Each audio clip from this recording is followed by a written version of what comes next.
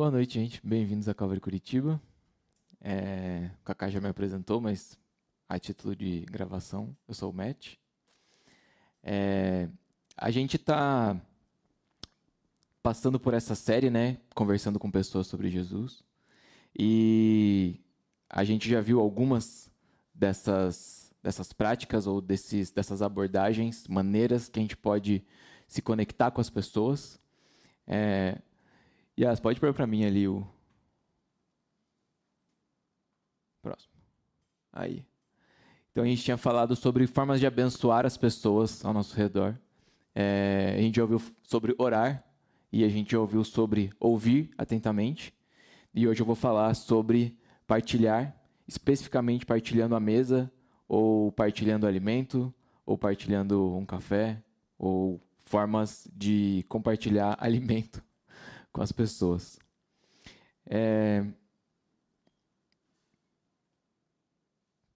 Eu queria começar orando.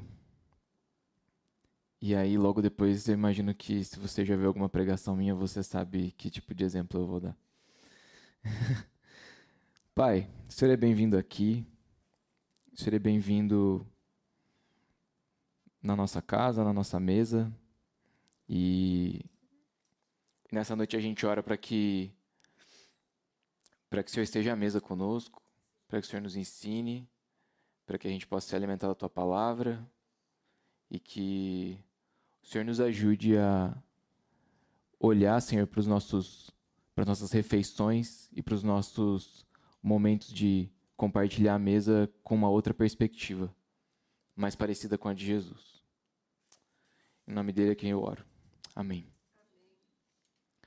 Bom, tem um filme. Tem um filme que eu gosto muito. Eu assisti muitas vezes esse filme quando eu era criança. Alguém sabe que filme é esse? Caraca, ninguém sabe. Esse filme chama Hook, A Volta do Capitão Gancho. Esse filme é muito bom. Eu gosto muito desse filme. Meu tio tinha gravado um VHS pra mim desse filme e eu assisti esse filme várias vezes. Mas o que é a parada desse filme? É um filme, é uma história que se passa no universo de Peter Pan, tá? O Robin Williams é o Peter Pan no filme. E a história do filme é que ele desistiu da Terra do Nunca. E se você não sabe a história do Peter Pan, era um menino que liderava um grupo que eles chamavam de garotos perdidos e moravam na Terra do Nunca, que é um lugar onde as crianças nunca crescem. E ele abandona a Terra do Nunca e ele se torna um adulto. Em um determinado momento do filme, ele precisa voltar para a Terra do Nunca para enfrentar o Capitão Gancho. E por isso o nome do filme é Hook, Gancho, a volta do Capitão Gancho. Mas ele não lembra que ele é o Peter Pan, ele não sabe que ele é o Peter Pan. E ele precisa redescobrir isso de alguma forma. E aí tem uma cena que ele está ali tentando reaprender a voar, tentando reaprender a lutar, tentando reaprender a fazer várias coisas. E ele não consegue. Porque ele ainda não tem a convicção de que ele é mesmo Peter Pan. Mas aí tem um momento que eles estão jantando. E como os meninos perdidos são todos crianças, eles estão numa mesa gigante, assim, e aí colocam vários pratos e várias canecas e várias tigelas e várias panelas, assim, e tal. E na hora que eles destampam isso, não tem nada. Tudo de faz de conta. E aí ele fica muito indignado, assim, e as crianças estão todas se deliciando ali com várias comidas imaginárias. Até que, num determinado momento, eles começam uma disputa de insultos, que é muito legal no filme. E aí, na hora que ele começa a ganhar autoconfiança, por estar lembrando como que eram as brincadeiras e tudo mais, as piadas que eles faziam, ele de repente imagina tipo um pudim, assim, um mousse assim, na tigela dele e joga no outro menino. E na hora que ele faz isso, as comidas se materializam, assim, viram comida de verdade. E aí, a partir desse momento, ele tipo recupera a identidade dele como Peter Pan, reaprende a voar, reaprende a fazer todas as outras coisas. E daí se passa o restante do filme, que eu não vou contar, no caso de algum de vocês se interessar de assistir.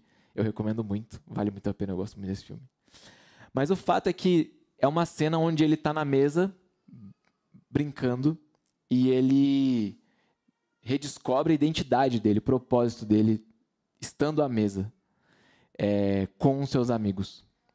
Nesse momento ele relembra quem ele é. E essa cena desse filme, eu lembrei dessa cena por causa de uma situação, que você pode passar, por favor. Uma situação que aconteceu semana retrasada, eu acho. Eu tinha ido visitar a minha família, e aí eu estava ali na sala, brincando com a Lívia, que é minha sobrinha mais nova, que estava aqui agora louca para pegar a Maria Elisa no colo. E a gente começou a tomar um café ali. A gente fez um bolo, fez um café e tal. E a gente ficou um tempão brincando ali. E eu não sei se você já teve a oportunidade de brincar desse tipo de brincadeira com alguma criança, ou se você já foi convidado a brincar desse tipo de brincadeira com uma criança. Se você nunca foi convidado, eu vou te dizer mais ou menos como é, tá? E talvez você tenha sido convidado e não percebeu que isso era um convite. Uma criança chega para você e te entrega um prato vazio ou um copo vazio. E aí, às vezes, tem até um garfinho junto, assim. E aí, o que você tem que fazer é perguntar: ah, muito obrigado, o que é? E aí, provavelmente, ela vai te responder o que é. E ela vai falar se é um macarrão, se é um bolo, se é, sei lá, se é um café, se é um chá, se é um suco. E aí, você entra na brincadeira. As crianças veem a gente preparando comida e servindo elas comida. E elas imitam a gente. Desde pequenas, elas entendem que alimentos são formas de interagir com pessoas. Então, o jeito dela chamar você para brincar é simplesmente te oferecer um prato de alguma coisa que está na cabeça dela, mas que, a partir daquele momento, tipo assim, eu quero uma resposta, eu espero uma resposta de você. E quando a gente fala sobre essa coisa de partilhar alimento, partilhar refeições, partilhar café, eu queria que a gente tivesse em mente algumas coisas aqui. Toda refeição é uma experiência de graça. Próximo. Toda refeição é um lembrete. Próximo. Toda refeição é uma oportunidade. Toda refeição é uma experiência de graça porque a gente se lembra da onde vem, de quem vem o alimento. A gente lembra, por exemplo, da oração, né, que Jesus ensinou aos seus discípulos, a oração do Pai Nosso, onde ele fala para a gente orar pelo pão de cada dia.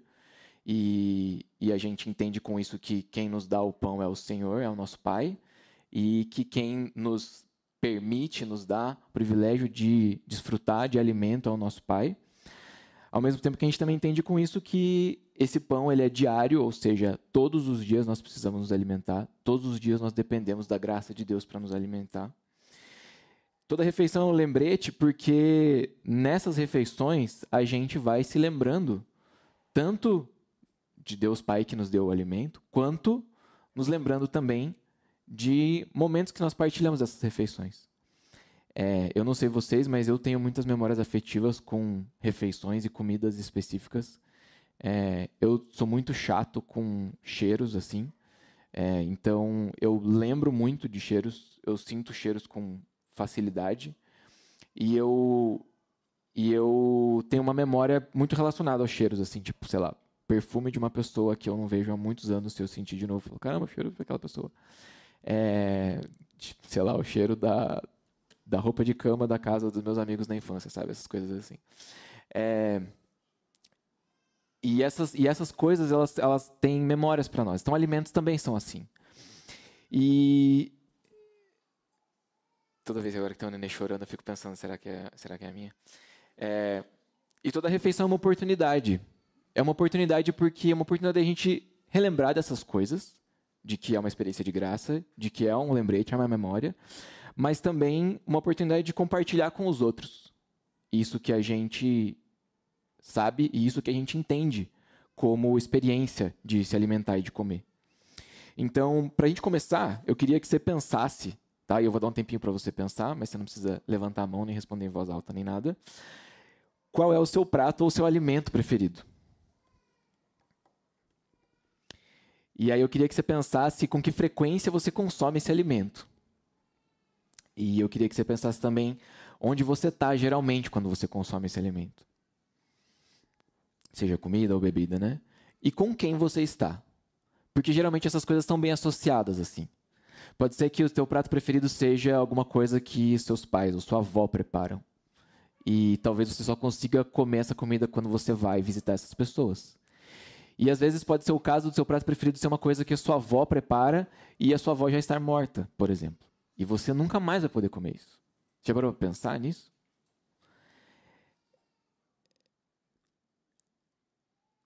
Onde você está, porque pode ser que você goste muito ou tenha gostado muito de um prato que você experimentou numa viagem, por exemplo. Em um restaurante que você visita quando você vai para algum outro lugar. E você não consegue comer aquela comida toda hora. E com quem você está. Porque muitas das situações a gente também está acompanhado de pessoas. Ou você lembra da pessoa que prepara essa comida, ou você lembra de alguém que levou você nesse restaurante pela primeira vez, ou você lembra de alguma coisa que aconteceu no dia que você estava comendo ou que você experimentou essa comida. Então, se alimentar faz parte da nossa experiência como seres humanos. Faz parte da nossa constituição. Se a gente pensar, por exemplo, como narrativa bíblica, se a gente for lá na narrativa teológica do Gênesis, por exemplo, na criação, primeiro capítulo já, a gente vê Deus formando todas as coisas, estabelecendo todas as coisas, e lá no finalzinho do capítulo 1 ele já fala assim, e já que agora a gente tem seres vivos, esses seres vivos precisam se alimentar, então como alimento eu dou X e X e X e X. E a gente tem isso, a gente tem o fruto no Éden depois, que parte do pacto de Deus com o ser humano também está relacionada ao ato de comer ou não comer algo. A gente tem histórias depois sobre as ofertas, que também eram ofertas de alimento. A gente tem o voto de Daniel, que também tinha a ver com alimentação. A gente tem a tentação de Jesus no deserto, que a primeira provocação que Satanás faz para ele tinha a ver com comida. A gente tem a ceia do Senhor, que nós vamos falar mais para frente. E a gente poderia ficar horas e horas e horas apontando e relacionando importantes passagens bíblicas com comida ou que tenham a ver com alimento. E o ponto disso é que o Senhor nos criou dependentes desse ciclo de nos alimentar, de precisar de alimento para servir de combustível e tirar dele a nossa energia para que a gente possa continuar vivendo, desenvolvendo, crescendo e assim por diante. Mas ele também criou nosso organismo como ferramenta de percepção de sabores. Então, com isso, Deus faz a experiência de se alimentar diversa, porque existem muitos tipos de alimento diferentes, mas também prazerosa, porque a gente consegue perceber a maioria dessas distinções, dessa diversidade de sabores. Quando eu gosto, por exemplo, de café, se você não sabia disso ainda, e a gente tem toda uma roda de sabores que a gente usa para identificar e traçar o perfil sensorial do café, mesmo sendo uma bebida preparada do jeito mais simples possível, mesmo sem acrescentar nenhum outro ingrediente a ela, além de café moído e água. Você pode ter, dependendo do tipo de grão que você está usando, uma variedade muito grande de notas e sabores e aromas e gostos e tudo mais. Então, existe sim uma diversidade muito grande nos alimentos e isso torna o ato de comer uma coisa muito prazerosa, pelo menos para a maioria das pessoas. Se você é o tipo de pessoa como eu, que não gosta de comer pelo simples fato de comer ou que fica, às vezes, desesperado de vontade de comer alguma coisa específica, pelo menos, a minha esposa é assim, pelo menos você pode ser como eu, que tem alguns pratos específicos que você gosta muito. E coisas que você fala, putz, vontade de comer aquele negócio. Ou vontade de tomar aquele café. Lá naquela cafeteria, que não é aqui na minha cidade. E tem uma frase que eu gosto muito, voltando ainda nas referências de filme. Deixa eu falar de café só um pouquinho. Voltando ainda nas minhas referências de cinema, tem um diretor que eu gosto muito e talvez você já tenha assistido algum filme dele. Eu recomendo que você veja todos, porque eu acho todos ótimos. Que é o Ryan Coogler. Ele é o diretor do Pantera Negra, e ele é o diretor do Creed, e ele fez um outro filme chamado Fruitvale Station, e são todos filmes muito bons. Mas tem uma coisa que ele comenta nos making-offs dos filmes dele, que é assim, se não tiver uma cena com alguém comendo, não parece de verdade. Então todo filme do Ryan Coogler que você vai assistir tem uma cena de alguém comendo alguma coisa. Numa feira na rua, num restaurante, numa sala de casa, numa mesa, em algum lugar tem alguém fazendo uma refeição. E na narrativa dele, como diretor, isso é um dos aspectos que dá credibilidade para uma história. Como que você vai contar uma história que se passa por dias, semanas, e você não vai ter nenhuma cena de uma pessoa comendo? Por mais aleatória que seja a cena. ou por mais casual que seja a cena e a situação de ter alguém simplesmente passando com alguma coisa de comer, mas você ter os personagens comendo traz uma credibilidade para aquela história. E a gente sabe disso porque a gente faz muitas coisas comendo no nosso dia a dia. E quando a gente olha para a palavra, a gente vê isso também. Porque quando Jesus cumpriu o ministério dele na terra, ele assumiu forma humana e fez bom proveito disso. Passa, por favor, Iá. Então a gente vai começar o menu da noite com as bebidas, tá? Que é geralmente a primeira coisa que perguntam quando você vai no restaurante. Vocês vão beber alguma coisa? Né? E aí, enquanto você está escolhendo o que você vai comer, você já pede as bebidas. Na parte de bebidas, a gente vai falar sobre a dieta de Jesus. E dieta aqui, eu não estou falando necessariamente de tipo um código alimentar muito restrito e nem tipo, sei lá, o regime de Jesus, nem nada assim.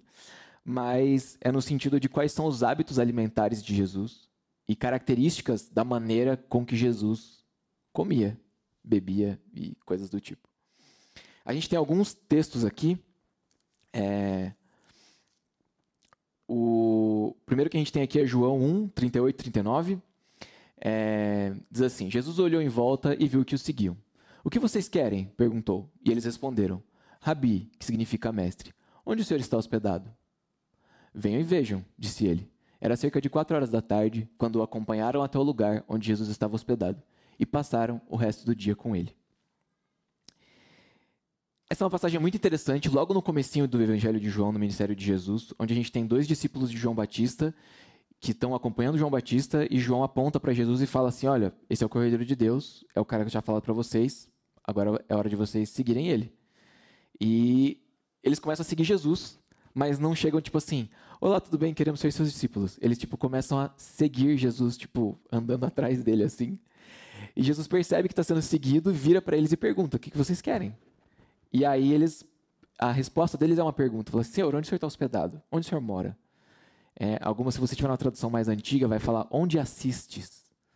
E a resposta de Jesus é tipo assim: vem ver. Vem lá em casa. Vem comigo. E eles vão e ficam na casa de Jesus até o final daquele dia. Uma outra passagem que a gente não precisa colocar aqui no texto agora. Quer dizer, vamos para essa e depois eu vejo outra aqui, já que está aqui. Lucas 24, do 28 ao 31. Aproximando-se de Emaús, o destino deles, Jesus fez como quem seguiria a viagem. Mas eles insistiram: fique conosco esta noite, pois já é tarde. E Jesus foi para casa com eles. Quando estava à mesa, ele tomou o pão e o abençoou. Depois partiu e lhes deu. Então os olhos deles foram abertos e reconheceram. Nesse momento, ele desapareceu. Essa passagem é muito legal, né? Aqui Jesus já está ressuscitado, tipo, aparecendo para os discípulos no caminho de Emaús. Tem 2 pessoas conversando no caminho e Jesus aparece para eles e começa a conversar com eles, e nesse momento eles ainda não reconhecem que é Jesus. E a gente vê isso acontecendo algumas das vezes onde Jesus aparece para os seus discípulos depois de ressurreto, eles imediatamente não reconhecem que é Jesus.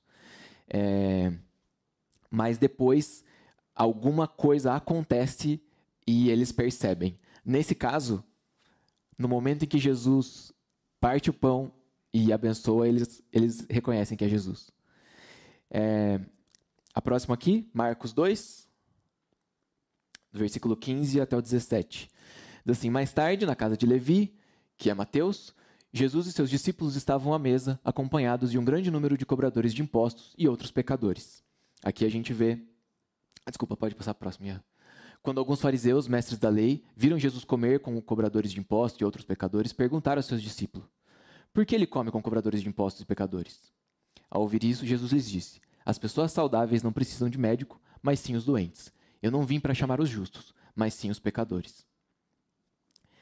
A gente tem outras 3 passagens aqui, que não estão nos slides, mas eu vou comentar brevemente. Mateus 11, 18 e 19, se você estiver anotando, é onde Jesus está falando sobre João Batista, e ele diz que João Batista veio e João jejuava, e falavam que ele era possuído por demônio, mas o Filho do Homem vem e come e bebe, e vocês chamam ele de comilão e beberrão. João capítulo 6, versículo 8 até o versículo 11, ele está na primeira multiplicação dos pães e peixes, e daí diz ali que eles chegam para Jesus com os 5 pães e 2 peixinhos do menino, e ele também dá graças e reparte isso para 5.000 pessoas, 5.000 homens. João 12, 2, também conta um outro momento de Jesus fazendo uma refeição, onde os amigos dele em Betânia, e ali a gente está falando da família de Lázaro, Marta e Maria, que nesse momento vai ungir também Jesus, preparam um jantar para Jesus e convidam Jesus para a casa deles. Então, nos hábitos de Jesus, a gente pode destacar 5 coisas aqui. Primeiro era que Jesus era visto comendo e bebendo em público com frequência. Então é incontestável que Jesus comia e bebia, até porque chegou a ser acusado de comer ou beber demais. Mas na verdade as pessoas estavam mais incomodadas era com quem Jesus comia e bebia. Jesus convidou pessoas para comer com ele. Jesus convidou pessoas para sua casa. Jesus sempre estava agregando pessoas por onde quer que ele passasse. Jesus também foi convidado para comer com as pessoas. As pessoas desejavam a presença de Jesus. As pessoas faziam jantares nas suas casas e convidavam Jesus para estar lá com elas. Jesus fazia as pessoas se sentirem bem-vindas à sua mesa. As pessoas que eram mais indesejadas socialmente, ou as pessoas que não faziam parte de um círculo de pessoas religiosamente puras ou adequadas, se sentiam à vontade para estar com Jesus à mesa. Elas não se sentiam rejeitadas por ele. E o 5º ponto é que Jesus via as refeições como oportunidade para se conectar e servir as pessoas. Tem uma coisa muito interessante aqui, é que a gente está sempre comendo, né? E na lei de Moisés, a gente tem muitas regras relacionadas também aos alimentos, e tanto ao preparo dos alimentos, quanto ao consumo dos alimentos que eram permitidos, alimentos que não eram permitidos, alimentos que eram obrigatórios em determinadas ocasiões e festas. Estalou aqui alguma coisa. E a gente vê que muito da tradição e dos procedimentos religiosos também dos judeus tinha a ver com o alimento. Mas em cima disso, do que era lei e mandamento de Deus sobre alimentação, os mestres da lei, os rabinos, os estudiosos da Torá e dos ensinos de Moisés, eles foram também acrescentando seus comentários, e com o passar do tempo isso acabou se tornando também uma tradição de regras não escritas oficialmente, digamos assim. Então, muitas das práticas que eram recomendadas para reforçar um zelo e uma pureza cerimonial acabaram se tornando práticas que, para muitos desses estudiosos, tinham o mesmo peso das leis de Moisés e de coisas que o próprio Deus tinha dado para o povo, e que não era o caso. E os fariseus e os mestres da lei eram muito zelosos por essas coisas. Eles eram super rigorosos com essas práticas de pureza cerimonial e de alimentação. Mas com o passar do tempo, isso acabou se tornando não só uma característica de pessoas que eram cerimonialmente e religiosamente puras, por causa da alimentação, mas também acabou se tornando uma forma de segregar pessoas. Acabou se tornando uma forma de mostrar assim, fulano senta na mesa com ciclano, então ele é dos bons. Esse aqui come com os mestres, então ele é bom. Esse aqui não come, não é bem-vindo aqui, então não senta nessa mesa. Eu não sei se você lembra de como era na escola, mas na hora do recreio você tem grupos de pessoas que se reúnem para comer o lanche, ou a merenda, ou o que fosse. Se você teve na faculdade, você tinha a cantina também, onde também você tem as mesas e os grupos de pessoas que se reúnem.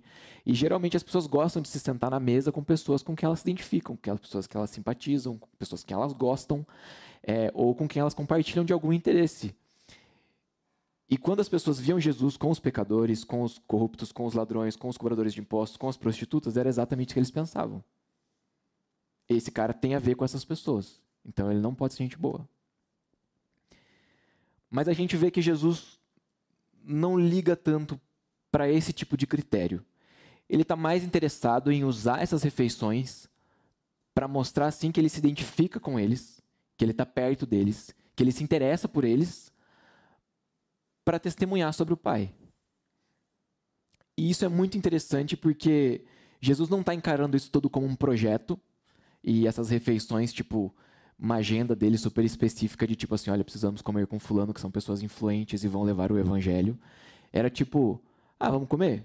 Então vamos.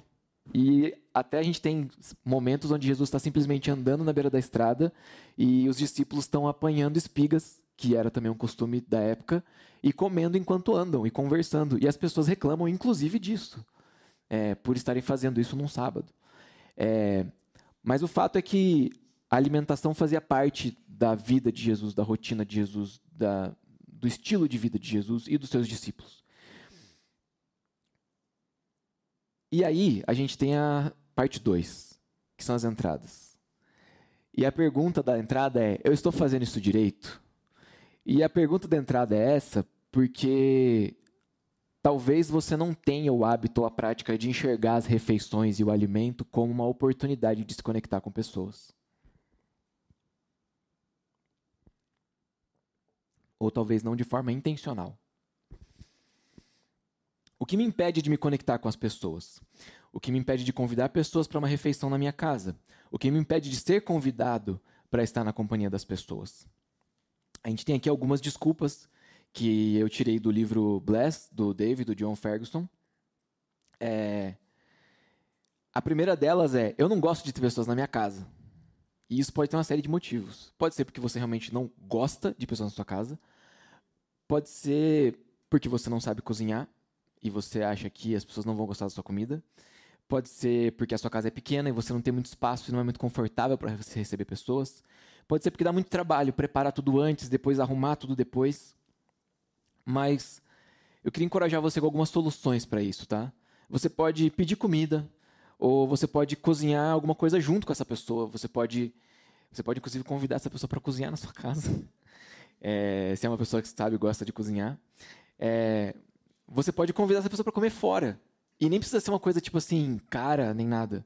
Você pode se encontrar para tomar um café com essa pessoa. Não precisa estar tudo perfeito na sua casa para você receber alguém. Mas você pode simplesmente se esforçar para ser um bom anfitrião. O que seria a segunda desculpa. Eu não saberia o que dizer. Eu sou introvertido, ou eu não sei entreter os convidados, eu tenho dificuldade de iniciar conversas, eu não sei ser um bom anfitrião quando eu recebo pessoas na minha casa. Mas aí eu aproveito para a gente voltar no nosso estudo de semana passada, que a gente falou sobre ouvir. E você pode fazer perguntas simples. Você pode ser atencioso com a pessoa, você pode ser interessado. E você não precisa necessariamente ficar se apresentando ali, contando piadas e sendo a pessoa super... Você pode simplesmente pedir para a pessoa falar e fazer perguntas importantes para que você conheça melhor essa pessoa, para que você realmente se conecte com essa pessoa, para que você possa construir um relacionamento com essa pessoa.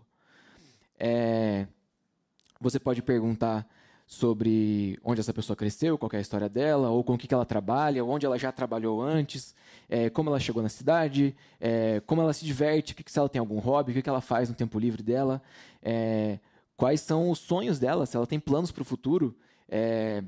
E tipo assim, relaxa. Seja autêntico, seja autêntica e confia no que Deus pode fazer.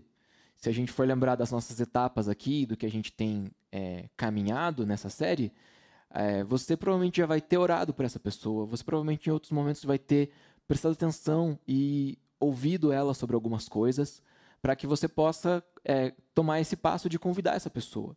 Então, essa pessoa não é um total desconhecido para você. Você pode se sentir mais à vontade para estar com ela. E não pense que isso tudo precisa ser um super evento na sua casa. Tá? Algumas vezes as pessoas já chegaram na minha casa enquanto eu estava ainda lavando louça. Algumas pessoas ficaram à vontade o suficiente para ajudar a lavar a louça na minha casa. E isso tudo faz parte. Se todas as vezes que você for receber alguém na sua casa, você precisar estar com tudo impecável e isso se tornar um evento, você nunca vai receber pessoas na sua casa. Isso é fato. Então, não seja tão chato com isso. E a terceira desculpa é: eu não tenho tempo. E essa talvez seja mais, infundada, de certa forma. Porque a gente come todos os dias, geralmente. A menos quando a gente esteja fazendo jejum ou você vai fazer algum exame ou alguma coisa assim. Mas, geralmente a gente come. Então a gente tem tempo para comer. Nem que seja, como eu falei, na rua, tomando um café, ou, enquanto você anda de um lugar para outro e coisas assim. Mas tempo a gente arruma para comer. Senão a gente morre. Não sei se você sabe essa informação também. A gente come de 21 a 35 vezes por semana. Refeições, né? De 3 a 5 vezes por dia. Se em uma ou duas refeições dessas, da semana, você incluir uma pessoa, você convidar uma pessoa, você intencionalmente compartilhar desse momento da refeição com uma pessoa, você já está fazendo alguma coisa diferente. Isso pode ser muito bom para você e para a pessoa também. Terceiro ponto. Nosso prato principal, que é uma refeição memorável. E aqui a gente vai para uma passagem que não tem ela escrita nos slides, mas está ali. Eu vou abrir aqui e vou ler essa. Está em Mateus 26. É uma passagem bem famosa. Eu não vou me ater tanto nessa parte, vou me ater mais na próxima parte da narrativa bíblica aqui. Mas é a passagem que a gente fala da ceia de Jesus com seus apóstolos, a última ceia, ou a santa ceia, ou essa, né, que está aqui no The Chosen, ou aquela do quadro lá, né, que está todo mundo assim. Essa ceia, tá? É essa famosa ceia. Mas, por que é curiosa essa ceia? Tem uma frase do N.T. Wright que ele diz assim: quando o próprio Jesus quis explicar aos seus discípulos a respeito do que se tratava a sua morte que se aproximava, ele não lhes deu uma teoria, ele lhes deu uma refeição. E é muito curioso pensar isso, que Jesus estava ali na Páscoa, sabendo que ia ser crucificado muito em breve, sabendo que seus discípulos iam se sentir intimidados no primeiro momento e precisavam de um ânimo, de um encorajamento, sabendo que por alguns dias ali ele não estaria com eles. Ele não convocou um aulão de véspera de vestibular, sabe? Para assim, pessoal, vamos passar tudo de novo aqui, assim, de forma super resumida. Eu sei que vocês já assistiram todas essas aulas, mas assim, só pra gente relembrar o que é muito importante. Vamos acompanhar aqui comigo? Ele não fez isso, sabe? Ele não fez um culto, vamos lá, pessoal, fazer... Embora eles tenham cantado e tomado a ceia nesse dia, e Jesus tenha ensinado coisas. Mas não foi uma celebração, na sinagoga, por exemplo, uma coisa muito litúrgica nesse sentido. Ele convidou seus amigos para um jantar, que era tradicional, porque era Páscoa, mas a maneira com que Jesus conduziu os acontecimentos desse jantar é muito especial e é muito emblemática. É muito específica. É específica porque, nessa ocasião, Jesus lavou os pés, ele encorajou, ele comeu e ele cantou com seus discípulos. É nesse momento que Jesus lava os pés dos discípulos. É nesse momento que Jesus fala assim, um de vocês vai me trair. E aí eles estão assim, cara, eu falar assim, essa noite, alguém aqui não vai chegar em casa. Imagina, tomara que todo mundo chegue em casa, tá, gente? Mas é tipo isso, é essa tensão que você tá jogando no ar. Porque você tá no meio de uma galera que você andou e viveu junto por 3 anos, e aí, de repente, o mestre, que sabe de todas as coisas, fala assim, um de vocês, tá tudo muito legal, né, gente? Mas assim, um de vocês vai me trair, tá bom? E aí eles ficam assim, não, mano, como assim? Quem vai trair? Quem é? Quem é? E, inclusive, perguntam quem é. E Jesus dá todas as dicas de quem é, mas eles, se recusam a acreditar, assim. Mas ele aponta que vai ter um traidor, que tá ali no meio deles, comendo com eles, com quem Jesus compartilhou também o pão, que Jesus também lavou os pés, e ele tá ali, fazendo desse momento da refeição um ensinamento sobre todas essas coisas. Ele também teve esse momento onde ele fala isso e Pedro reforça o comportamento dele. Fala assim, não, Senhor, nós estamos fechados aqui, não vou deixar, nada vai acontecer com o Senhor, não. Aí ele fala assim, Pedro, você vai me negar, cara. Ele fala, não, nem que eu morra. E depois a gente sabe que ele nega, porque Jesus é preso, é torturado e ele nega Jesus. Mas tem uma coisa que é interessante nesse momento da ceia, e que eu lembrei também lá do que a gente falou no começo sobre Gênesis, que em Gênesis Deus tinha restringido o pacto com o ser humano e a obediência para que o ser humano não comesse um determinado alimento. Mas aí a desobediência levou todos os descendentes à morte. A partir daquele momento, o pecado incorpora a natureza humana e isso afeta todos os descendentes. Mas aqui, a gente vê Cristo instituindo um memorial do seu sacrifício ao comer um determinado alimento. Ele pega, Deus tinha falado assim, pode comer o que você quiser, só não come isso aqui.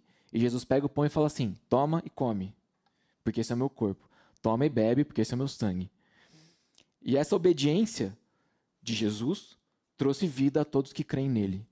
É interessante como até nesses momentos muito fortes e importantes da narrativa bíblica tem a ver com comida.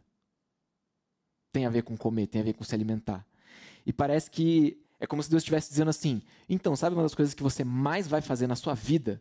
Toda vez que você fizer, eu quero que você lembre dessas coisas. Todas as vezes que você fizer, eu quero que você lembre que tem a ver com isso.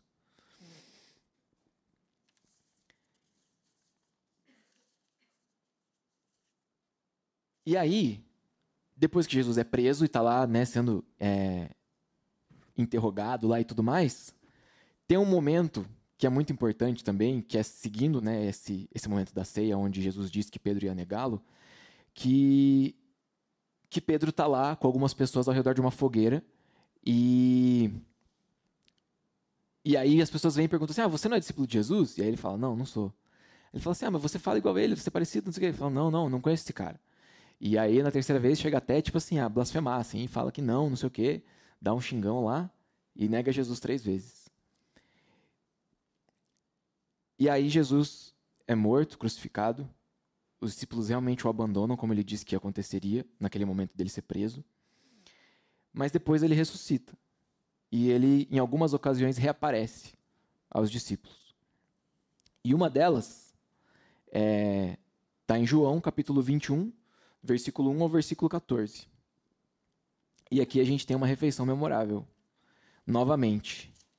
É uma refeição memorável, novamente, porque a gente teve a ceia, que é muito memorável, e essa, tipo assim, é difícil a gente não lembrar dela, mas essa é uma refeição muito especial e que geralmente a gente não lembra muito e não fala muito dela, mas eu gosto muito dessa passagem, talvez até pelo meu interesse em histórias e filmes e coisas assim, porque para mim ela é um arco de personagem muito bom, sabe? No que Jesus está ensinando para os discípulos, assim. Se você não sabe exatamente o que é um arco de personagem, quando a gente está assistindo um filme ou lendo um livro, se tem um personagem, tem alguns eventos e coisas que acontecem na vida dele que provavelmente vão criar algum problema que vai ser parte da trama da história, e em algum momento isso vai ser resolvido, ou ele vai ter uma resposta para isso, ele vai derrotar esse inimigo, ou ele vai, enfim, superar esse trauma, ou o que seja, e ele vai chegar a uma conclusão para aquilo. E a gente chama isso, né, essa narrativa de arco da história do personagem, uma coisa que tem um começo ali e depois vai ter um fechamento. Nesse momento a gente tem um arco muito interessante para essa história de Pedro. Nessa situação, eu vou ler aqui, tá? E não está aqui, mas eu vou ler e vocês confiem que eu estou lendo de verdade. Mas você pode acompanhar também na sua Bíblia. João, capítulo 21, a partir do versículo 1. Diz assim: Depois disso, Jesus apareceu novamente aos seus discípulos, à margem do mar de Tiberíades, que é o mar da Galileia, tá? João está chamando esse lugar de Tiberíades aqui. E foi assim. Estavam juntos Simão Pedro, Tomé, chamado Dídimo, Natanael de Caná da Galileia, os filhos de Zebedeu, um deles é João, e 2 outros discípulos. Vou pescar, disse Pedro. E eles disseram, nós vamos com você. E eles foram. E entraram no barco, mas naquela noite não pegaram nada. Ao amanhecer, Jesus estava na praia, mas os discípulos não o reconheceram. E ele perguntou, lá da areia, e eles estavam no barco lá no mar, né? Filhos, vocês têm algo para comer? E eles responderam que não. E ele disse, lancem a rede do lado direito do barco e vocês encontrarão. Eles lançaram e não conseguiam recolher a rede, tal era a quantidade de peixes. O discípulo a quem Jesus amava, que é João, disse a Pedro, é o Senhor. E Simão Pedro, ouvindo dizer isso, vestiu a capa, porque tinha tirado, o que é muito estranho, e lançou-se no mar. Ele vestiu a roupa para entrar no mar. Os outros discípulos vieram no barco, arrastando a rede cheia de peixes, pois estava a apenas cerca de 90 metros da praia. Quando desembarcaram, viram ali uma fogueira, peixe sobre as brasas e um pouco de pão. E Jesus disse, tragam alguns dos peixes que vocês acabaram de pescar. E Simão Pedro entrou no barco e arrastou a rede para a praia. Estava na adrenalina nervosa, né? Os caras não se aguentando lá, ele foi sozinho, arrastou a rede. Ela estava cheia, tinha 153 grandes peixes. Embora houvesse tantos peixes, a rede não se arrebentou. Jesus lhes disse, venham comer.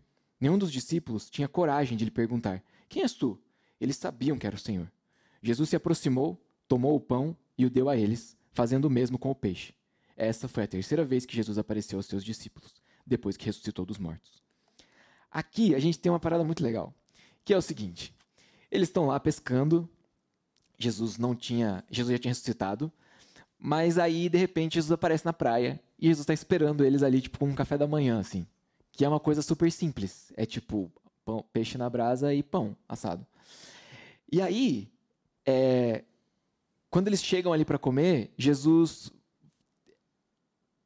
É interessante, porque Jesus chega e pergunta primeiro para eles: vocês têm o que comer? Ele já tinha, tá? Vocês têm o que comer? E eles falam assim: não.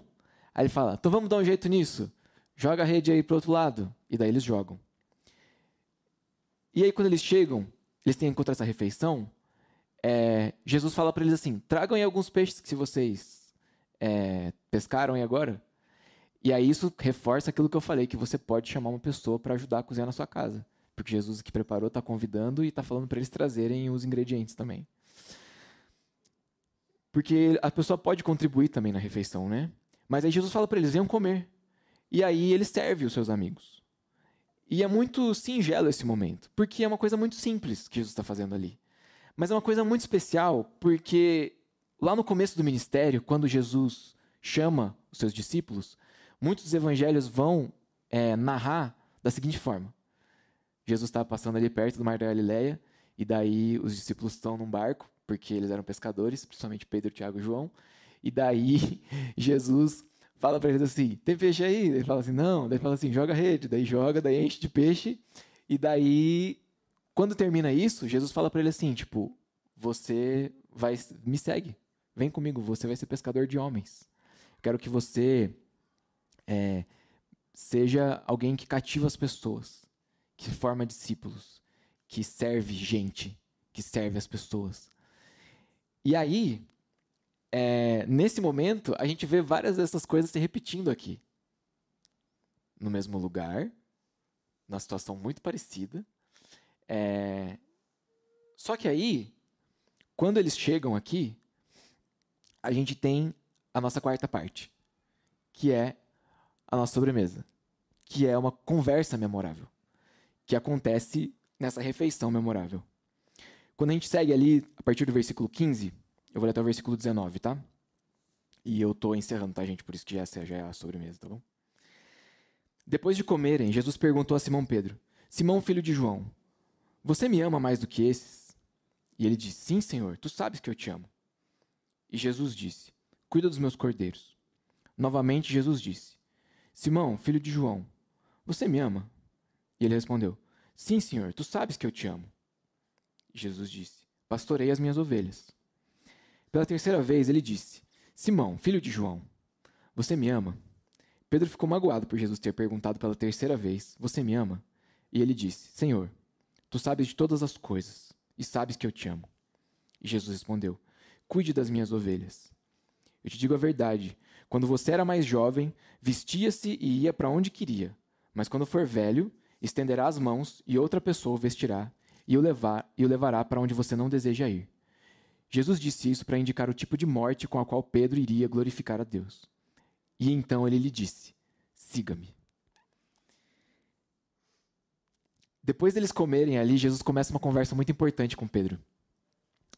Esse diálogo de Jesus é muito significativo por vários motivos, porque nessa ocasião Jesus dá a Pedro a oportunidade de dizer face a face o quanto ele o ama, depois de ter dito pelas costas que não o conhecia.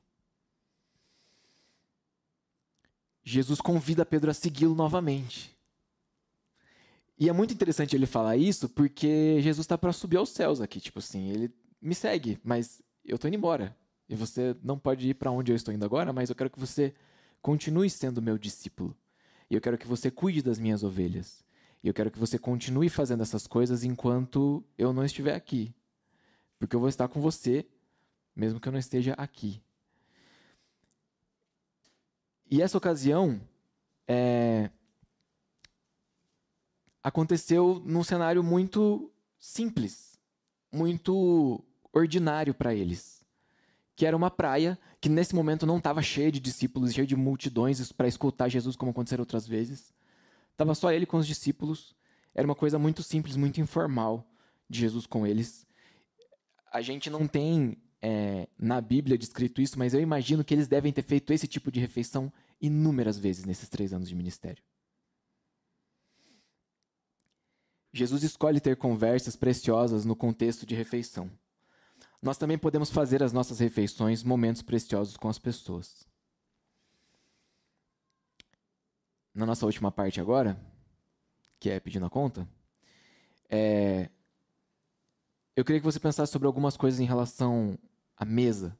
E não na mesa no sentido literal de você ter uma mesa ou um balcão, mas pensando na mesa como lugar onde a gente se reúne para compartilhar alimento.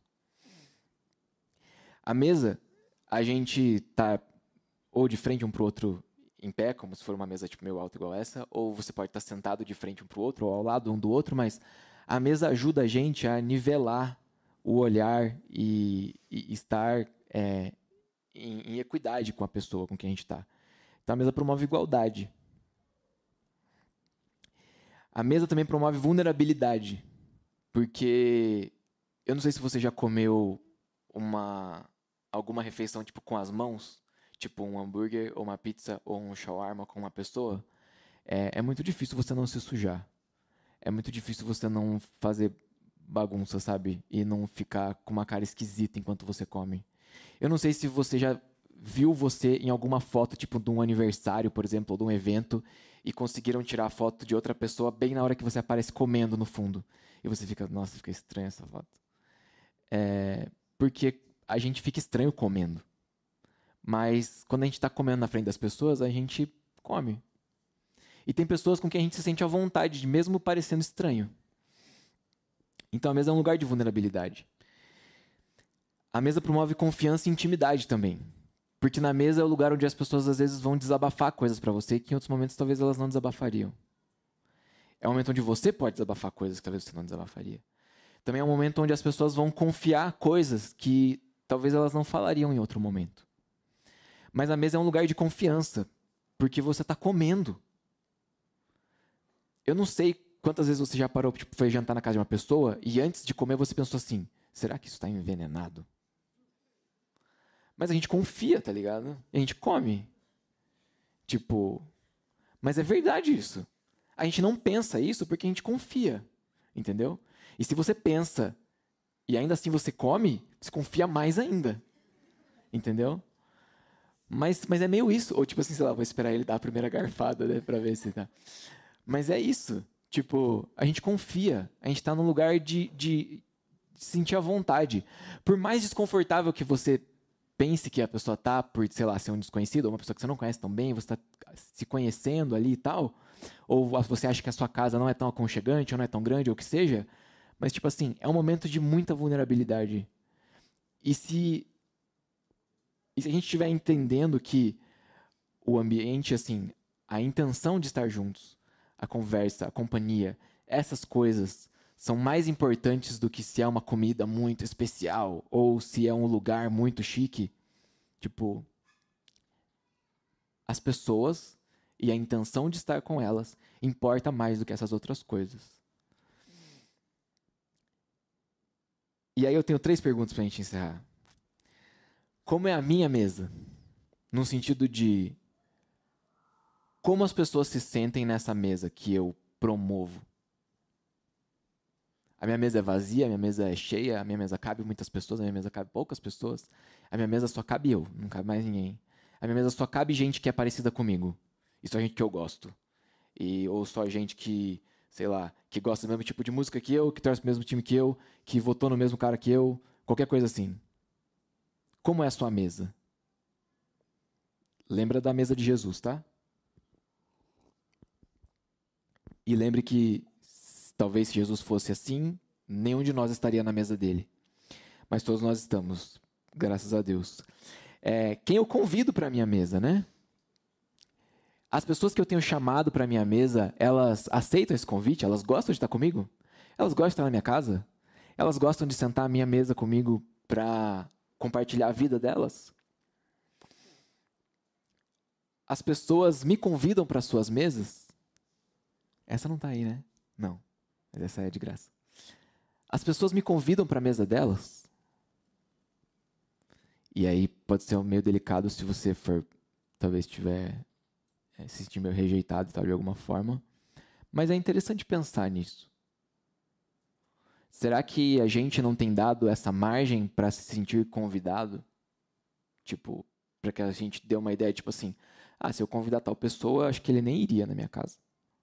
Ou tipo, sei lá, nunca vi essa pessoa comendo com ninguém, então talvez... Eu falo isso porque eu era uma pessoa que nunca comia com ninguém, tá? No almoço. E uma amiga mudou minha vida com isso. Começou a me convidar sempre para almoçar com o pessoal e disso surgiu uma amizade muito boa. Mas essa sensação de ser convidado, ela é muito especial assim também. Como fica a mesa quando eu chego? Quando você é convidado então para uma mesa, quando você chega, como é que é essa mesa? E como parte da lição de casa, eu queria convidar você a dividir um café com alguém aqui embaixo, hoje à noite antes de ir embora. Ou talvez, que eu sei que é uma prática muito comum para algumas pessoas, mas talvez não seja para todas, convidar alguém daqui hoje para sair para comer depois do culto. E é uma coisa super ordinária e simples, gente. Pode ser tipo um cachorro quente na rua. Esse tipo de situação é um negócio que promove muita comunhão mesmo, assim. A gente já dividiu pizza dentro de um carro, comendo com a mão. E foi muito especial. Então, eu queria te encorajar a hoje, ou essa semana, na medida do que você possa, abre espaço na sua agenda para convidar pessoas para estar com pessoas, para receber pessoas na sua casa, para estar na casa das pessoas, ou para encontrar pessoas em outros ambientes. Mas que a gente possa aprender com Jesus, como discípulos dele, como se portar à mesa. Tá bom? E eu vou orar para a gente encerrar.